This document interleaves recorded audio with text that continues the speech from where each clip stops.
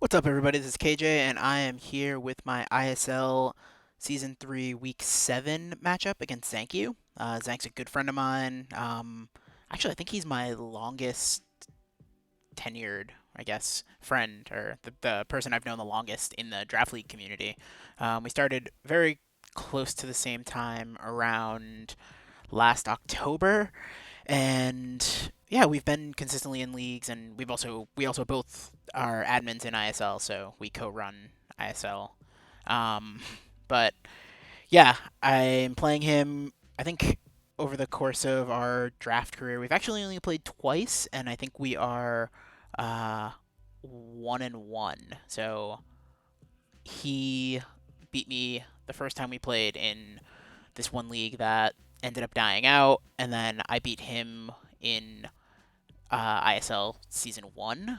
Season 2, before we played, he actually ended up dropping out because he had like some stuff going on in real life and couldn't continue on in the season. But anyway, Zank is back and he's in top form and he's got a crazy team as usual. So just to go through his team, he's got Megalopony, he's got Jirachi, he's got Gliscor, Incineroar, Electros, Frostlass, Archeops, Toxapex, Togekiss, Delmise, and Skuntank. So for those of you that have been following my other draft league, the TBA, you'll know that I drafted Jirachi Togekiss and it didn't do anything for me. So I'm really worried that in this game, Jirachi Togekiss is going to show up for him. Um, but that being said, I want to get to the team that we got here for this week. So the first mon that we got here is the Alolan Muck. And this Alolan Muck is Assault Vest. It has enough speed that we are outspeeding a paralyzed max speed Jolly Jirachi. So the idea there is we're going to want to get glares off on things, which you're going to see later on with the Druddigon, but ideally we'll be able to outspeed, has knockoff for coverage, just to take things items, Ice Punch for Gliscor, which is definitely a switch in, uh, Poison Jab for the Togekiss, and then running Brick Break for things like Megalopony and the Incineroar, which are going to come in and try to do some pretty big damage. Uh, really, the 20 attack and the Adamant Nature. Just make sure we can hit things reasonably hard. And the defensive investment allows us to live a handful of his physical attacks, such as like an Earthquake from Gliscor. So, all in all, Alolan Muck should be pretty solid here. I mean, it comes in and walls Togekiss really well, which is ideal. We'll see what happens going forward. And we're also running Poison Touch because Gluttony didn't really make sense here. And Power of Alchemy is trash in singles. So, yeah. And another thing I want to mention, all of the nicknames this week, I'm trying to start nicknaming, all of the nicknames this week are Spider-Man villain themed. So, we'll see what, you'll get to see the rest. So, the next we got Green Goblin, the Druddigon. But yeah, as I mentioned, this Druddigon is a defensive wall, and the idea is it can pivot. And other than a play rough and potentially an ice punch, it takes a good amount of the Megalopony hits fairly well. And if we get a glare on that, that's absolutely huge. Rough skin just to make sure that he's taking chip whenever he's trying to pivot out. Um, Iron Head for the Togekiss, and Earthquake hits a good amount of his team. If he's offensive Togekiss, then Iron Head's a 2-hit KO. If he's offensive Jirachi, then Earthquake's a 2-hit KO. If he's not running that offensive, like if he's not running any kind of bulk. And then Druddigon also does a good job of walling things like the Incineroar, which are going to be a huge problem. So I think that is really solid. And Druddigon feels pretty big here because it wants to get rocks up, it wants to start spamming Glare, and then it has coverage to hit things. So really hoping that it can come in clutch here. So the next one we got is Mega Gallade. Um, so Ice Punch, Earthquake, and Psycho Cut at +2 pretty much Oko's whole team. um, so I felt I absolutely had to bring this. Originally, I wanted to go with like a subset, but I think just having this, and obviously I'm running max speed for things like the Archeops and the uh, Frostlash just in case. But I'm kind of expecting Frostlash here because it outspeeds all of the things that it has trouble dealing with. Um, and he can try to maybe get me in a situation where he can Destiny Bond and take out the Muck because I think Muck is going to be a bit of a problem for him. But I just have to make sure I play around because Gallade is the win con. Get a Swords Dance up, and this thing just puts in a ton of work. So that is the Gallade. Then next we have Vaporeon. Um, and the nice thing about this Vaporeon is that it has coverage for some of the bulkier mons on his team that don't really like. They don't really have high special defense. So, assuming he doesn't go with like an AV Incineroar or something like that, then Vaporeon's doing big damage to Incineroar as well as to the Gliscor.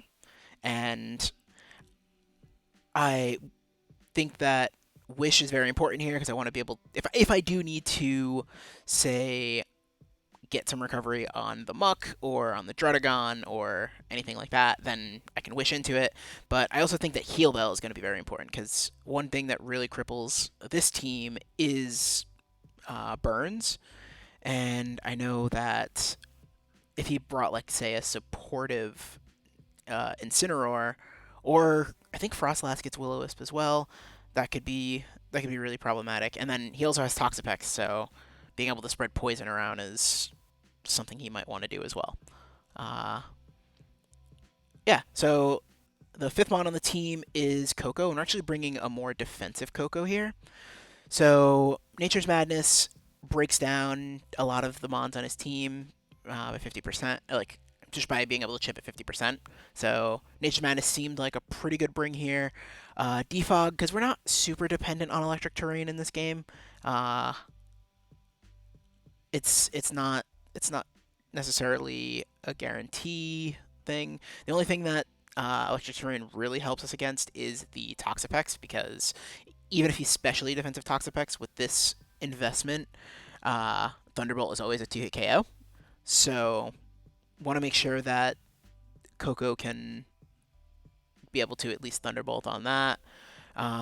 U-turn for pivot, and again, defog just to potentially get rid of any rocks or any of the potential uh, toxic spikes that Toxapex would probably want to set up. And we're running heavy duty boots, that way we're not getting poisoned or taking damage. I think if you watched my game last week against Lambo, you saw that the ability to for him to his ability to poison my mons and just kind of like naturally chip away at things made it really hard to deal with and sort of function, especially later game.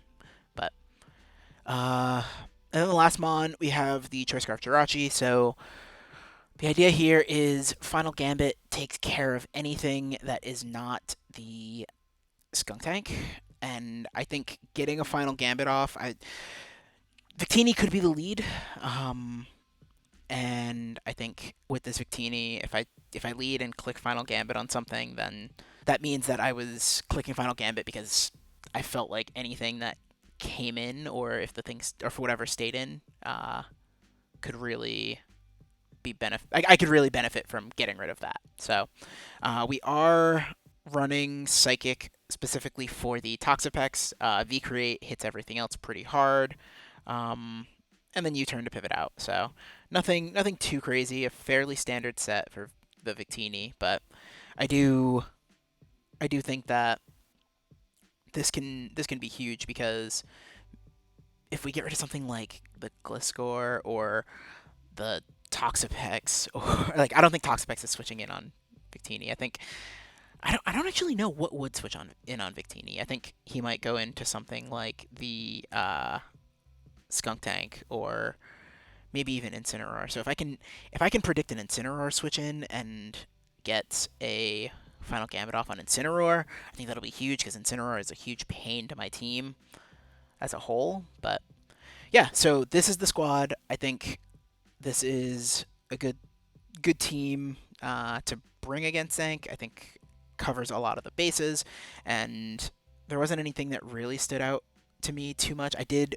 consider bringing Kangaskhan because of Inner Focus. However, I soon found out that Kangaskhan can't have Wish and Inner Focus. I think it's because it's like a Gen 3 or a Gen 4 move, and those were moves that were legal before hidden abilities were a thing. So, yeah, unfortunate, but I think having the Vaporeon here is just as good. So, all right, well, I hope that you stick around for the post-com for the match, and I will catch you guys later. Peace.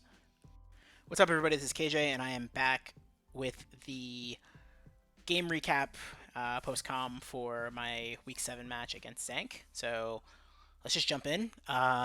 Looking at his team, I wasn't surprised that he brought double Ghost, because obviously my team does have quite the Ghost weakness. And on top of that, I was not surprised about the Incineroar.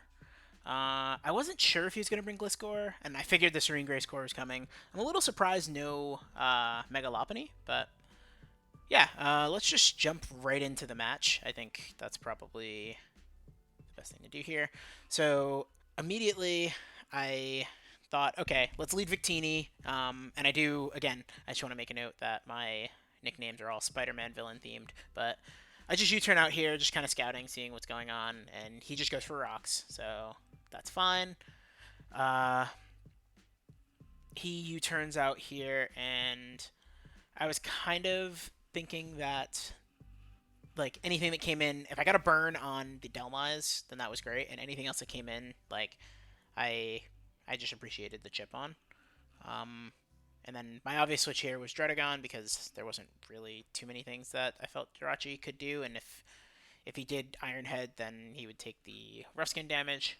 But he does U-turn, and I do now need to think about the potential future type that is sort of here. But I decided this was a great turn to just get rocks up because I figured he was going to pivot out.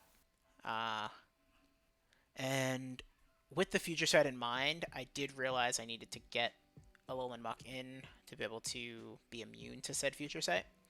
So I do switch in here for Muck to take that, and he does switch in Gliscor, which is unfortunate because Gliscor is kind of the only thing on the team that does really threaten the Muck. I mean, even Incineroar, like, Muck takes Earthquake from it, but he, again, decides to go for a U-turn and goes into Incineroar, which takes Rocks damage, which is huge for me because now I know that he's not heavy-duty boots, and Rocks can sort of continue to chip him. And I went for the safe play of Ice Punch because it does hit 3 of his 6 Mon super effectively. And then my obvious switch in here is Vaporeon, just because Incineroar doesn't do a ton to defensive Vaporeon.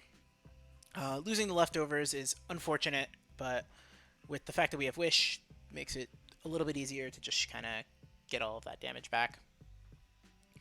And so he switches in Togekiss, and I just go for a Wish, expecting him to switch, because obviously he doesn't want to risk the Incineroar. So he defogs here, which is nice for me, because like I don't particularly love having rocks on my side, and I'm just going to get chip on the Togekiss, so any chip that I can get on the Togekiss is good, and the fact that he has defog makes me believe that he's not necessarily Scarved, which is something that I was really worried about. And then he goes for Wish, which confirms that he's not Scarf, as I also go for Wish. And yeah, he goes back into Incineroar, which I wasn't actually expecting, but I probably should have been. And I go back to Muck, thinking, okay, well, Muck gives me the wishing Muck up is huge here because Muck checks Togekiss. Like, it's AV Muck, so it checks Togekiss, and it checks both the Ghost types. And here, I just wanted to make sure I got rid of the item, and I knew that I lived an Earthquake pretty comfortably. So yeah, it does a little more than half, but again, we can wish that back up, so that's not a huge deal.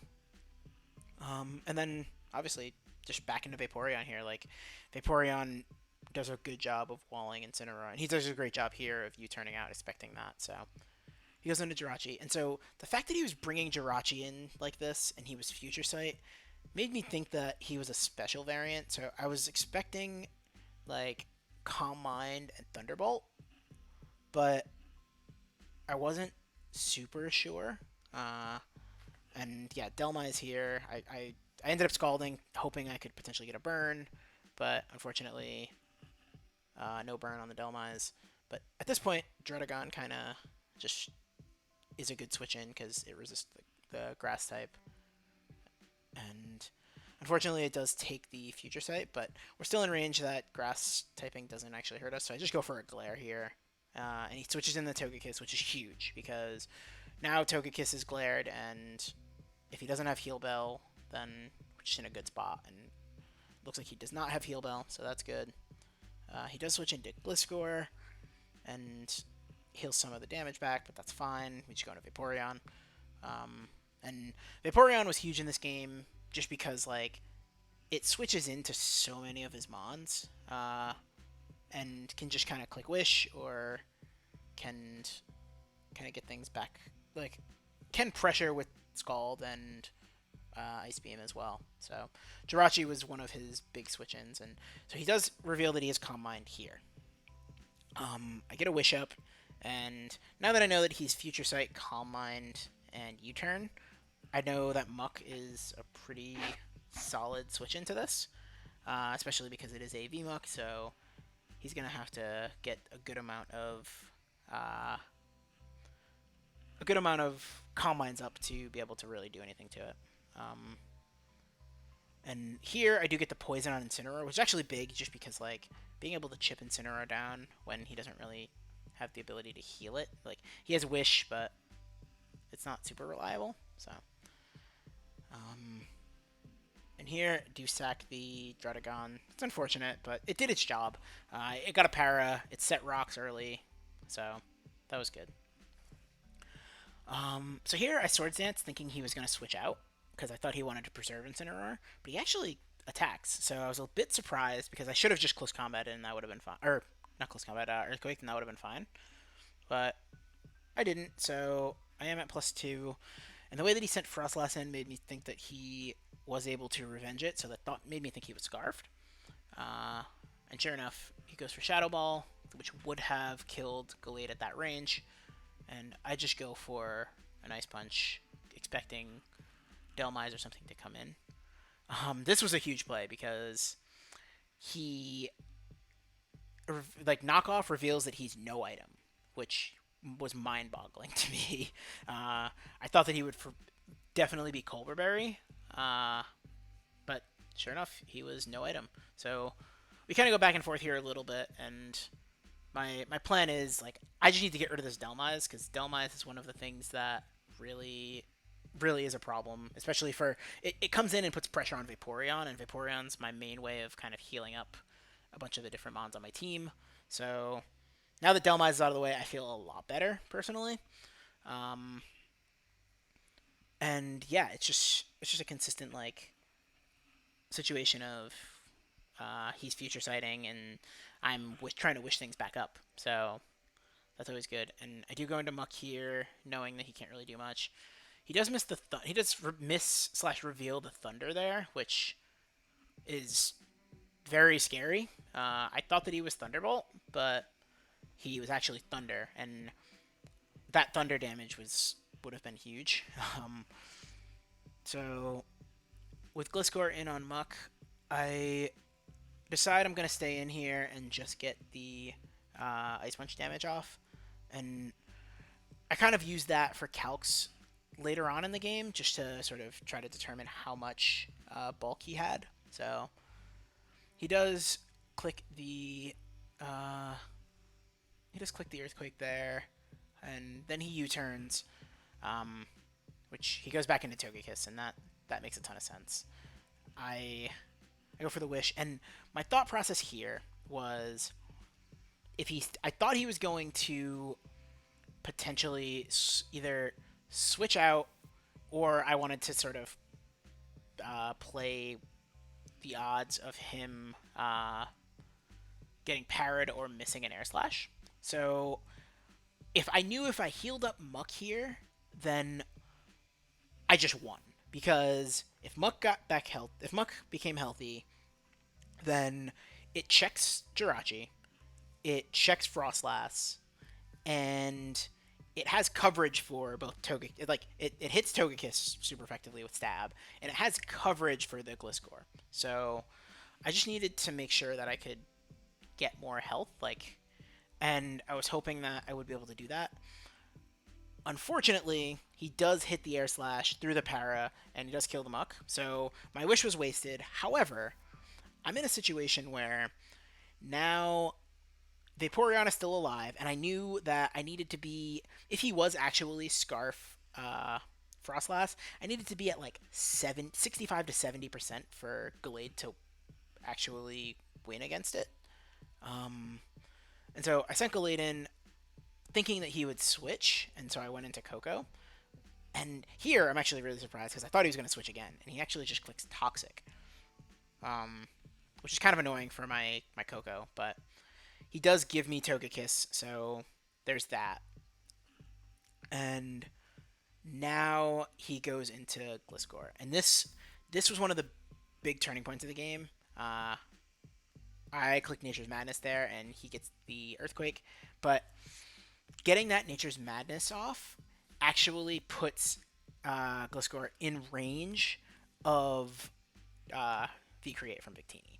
So once I got the V Create off, I was feeling a lot better because I knew that if I could just position myself to get uh, if I could position myself to get like a Wish or something off, then I would be doing a lot better. And I was actually really surprised that he doubled there. Um, and so he misses the Thunder. I do get a Wish off, and now I can just go into Gallade, and I'm thinking in my head, like, I can sweep. He hits me with the Thunder and gets the 60% chance to para, but I do get the Wish off. So now I need to just fight through para. And the fact that he got the para, like, that definitely makes up for the miss. And I mean, he's still missing the Thunders, but I'm getting fully parried here. Like, that's two in a row, and I mean, I think I just foreshadowed 3 in a row fully paras. So on the first one, I did click Swords Dance thinking he would switch. On the second two, I clicked Earthquake because I just wanted to get damage on Jirachi. So I do get damage there, so that's good.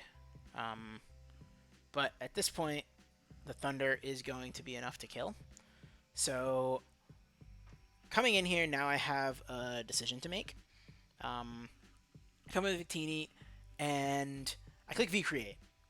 Now, this really comes down to sort of what item he is. I was pretty sure he was Scarved, but I didn't want to potentially risk. Like, I was Scarf Victini.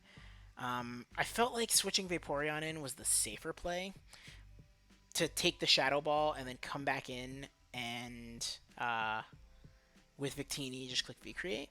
However, I do realize now that I realized then too, and I kind of I just stupidly misplayed it. I don't know. He is faster, confirming he's Scarved, and I do get the V Create off, and that is the 1-0 victory. But the biggest thing there is the whole time I was thinking, is he Sash or is he Scarf?